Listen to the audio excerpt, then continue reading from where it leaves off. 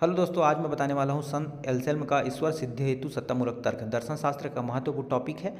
तो इनके अनुसार क्या है, श्रद्धा ही ज्ञान की जननी है। ज्ञानी बनने के लिए पहले श्रद्धालु बनना जरूरी है।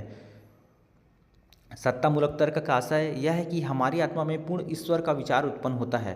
कहने का अर्थ यह है कि उनके अनुसार ये है कि ईश्वर कोई अनुभव नहीं है, बल्कि मन में बसा विचार है, और यह विचार इतना पूर्ण और प्रभावी है कि स्वयं में ईश्वर का प्रमाण है। ईश्वर को जानने के लिए जैसे हमको क्या है, ईश्वर है या नहीं, बहुत लोग जैसे क्वेश्चन पूछते हैं कि ईश्वर है या नहीं, तो इनके अनुसार ये है कि भाई ईश्वर कोई उसका स्वरूप नहीं है, एक मन में बसा जो है विचार है।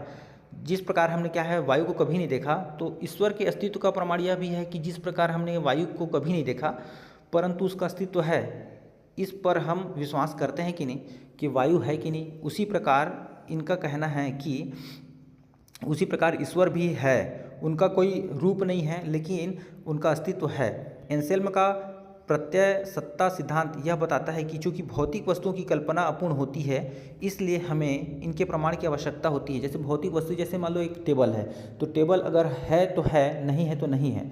कहने का अर्थ है अगर आपको दिख रहा है तो वस्तु है, तो लेकिन ईश्वर तो दिखाई नहीं देता। वायु जिस प्रकार नहीं दिखाई देता, उस प्रकार ईश्वर कभी दिखाई नहीं देगा, उसकी कल्पना की जाती है। ठीक है, चूँकि ईश्वर अभौतिक है, उनकी कल्पना अपने आप में पूर्ण है, और पूर्ण प्रत्यय को प्रमाण की कोई आवश्यकता नहीं होती।